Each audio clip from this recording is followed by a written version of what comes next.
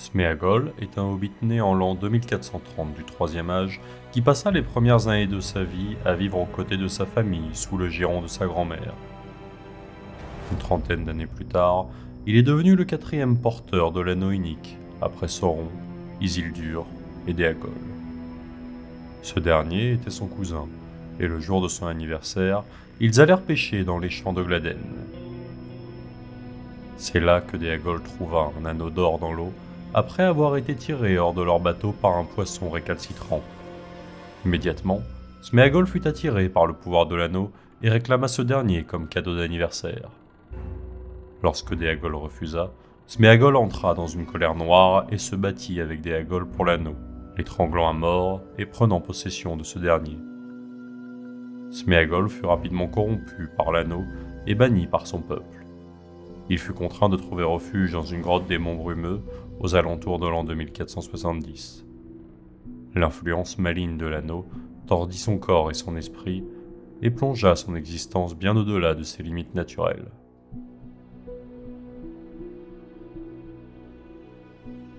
En effet, il vécut dans les monts Brumeux pendant plus de 400 ans, se nourrissant tantôt de poissons crus, tantôt de chauves-souris ou de petits gobelins quand il pouvait en trouver.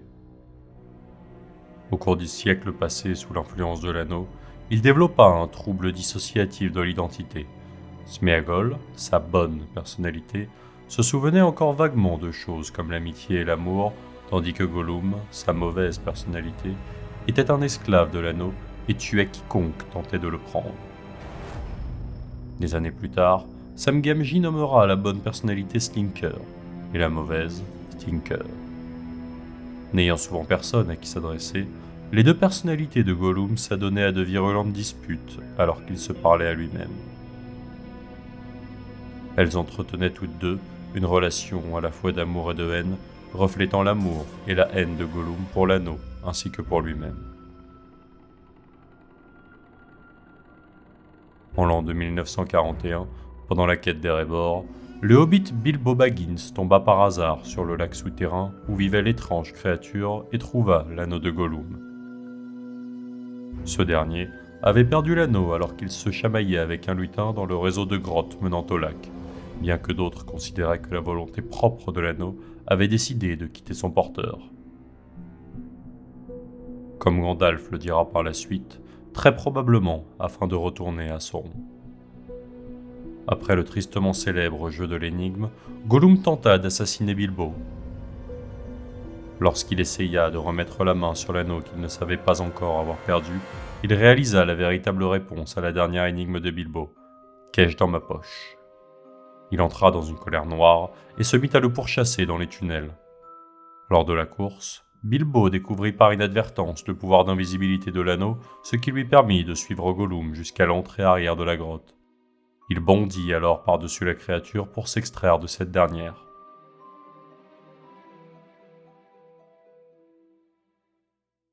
Gollum finit par quitter les montagnes et poursuivit Bilbo quelques années plus tard, mais sa trace était devenue compliquée à suivre. Il se dirigea vers le sud du Mordor, où les forces du mal étaient concentrées, découvrant les escaliers secrets de Cirith Ungol, situés près de Minas Morgul, où il survit à une rencontre avec Shelob. Il fut capturé à son retour, emmené dans les donjons de Barad-dûr et contraint de révéler à Sauron, sous une torture intense, ce qu'il savait de l'anneau. Gollum fut ensuite libéré, car Sauron avait appris de lui tout ce dont il avait besoin, et sentait qu'il pourrait faire se révéler l'anneau. Il fut ensuite capturé par Aragorn, puis interrogé par Gandalf, qui le confia aux elfes sylvains vivant dans le royaume de Thranduil, dans la forêt noire. Aidé par les orques, il leur échappa et partit à la recherche de la comté. Il traversa la Moria, mais ne parvint pas à franchir les portes de Durin. Il semble qu'il est alors attendu là, jusqu'à ce qu'il ait la chance de voir passer la communauté de l'anneau.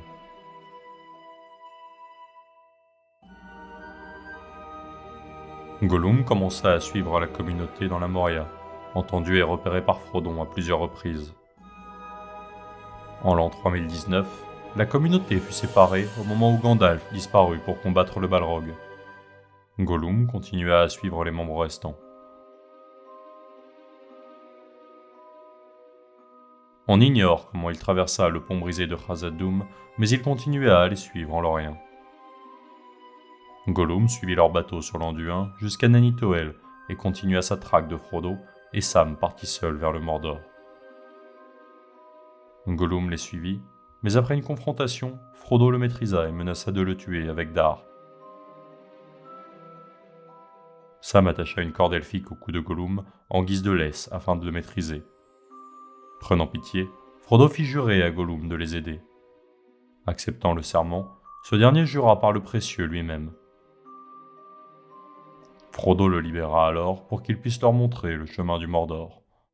L'improbable compagnie, guidée par Gollum, se dirigea vers la Porte Noire.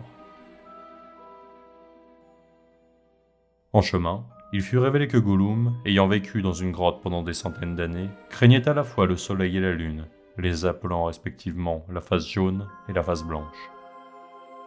La gentillesse de Frodo fit ressortir la personnalité de Sméagol, et il fit au moins quelques efforts pour tenir sa promesse.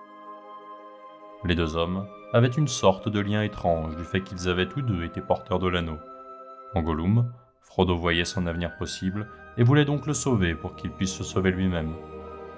À l'exception de Gandalf et de Bilbo, Frodo est la seule personne connue pour avoir fait preuve de bonté envers Gollum, qui a été détesté instantanément par tous ceux qu'il a rencontrés, étant perçu comme sale, gluant, sournois et suspect par des groupes aussi différents que les orques de Cirith Ungol et les rangeurs d'Ithilien. Lorsque la porte noire fut enfin atteinte et trouvée bien gardée, Gollum les convainquit de ne pas passer par là, disant qu'ils seraient capturés et que Sauron récupérerait l'anneau. Gollum leur promit de les conduire vers le sud, où il connaissait une entrée dans le Mordor, ce à quoi Frodon se plia, malgré les soupçons de Sam. Là, ils furent surpris par Faramir. Cependant, lorsque Frodo permit à Faramir de faire brièvement Gollum prisonnier, ce dernier se sentit trahi, permettant à la personnalité de Gollum de prendre le contrôle total au détriment de Sméagol. Faramir découvrit que l'endroit où Gollum les emmenait était en réalité Cirith Ungol. Il les avertit alors du caractère maléfique des lieux. Frodo, Sam et Gollum quittèrent Faramir et commencèrent à traverser la vallée de Morgul, puis à emprunter les escaliers de Cirith Ungol dans les montagnes frontalières des montagnes de l'ombre. Gollum rendit visite à la grande araignée Shelob, enfant d'Ungoliant, car il prévoyait de trahir les hobbits en les livrant à cette dernière pour se nourrir, afin de s'emparer lui-même de l'anneau. À son retour, les hobbits étaient endormis. La vue de Frodo endormi faillit pousser Gollum à faire volte-face. Cependant, Sam se réveilla juste à temps et parla durement à ce dernier, et tout espoir de rédemption fut perdu. Gollum mit son plan à exécution et conduisit Frodo et Sam à Torek Ungol. La trahison de Gollum envers son serment le mena finalement à sa perte, puisque Frodo et Sam réussirent à s'enfuir de son repère et de Cirith Ungol. Ils arrivèrent contre toute attente à la montagne du destin. Gollum les suivit tout au long du chemin, cherchant une chance de les surprendre et de s'emparer à nouveau de l'anneau. Lorsque Frodo et Sam eurent presque atteint leur destination, il attaqua, mais ne réussit pas à s'emparer du précieux. Quelques instants plus tard, Frodo se tint au bord de la crevasse du destin, mais, incapable de détruire l'anneau, il le revendiqua et le revêtit. Gollum attaqua de nouveau les hobbits. Il assomma Sam avec un rocher, alors que Frodo était invisible. Il pista les pas au sol et parvint à sauter sur ce dernier. Ils se battirent tous deux au bord du précipice où Gollum mordit le doigt de Frodo qui portait l'anneau.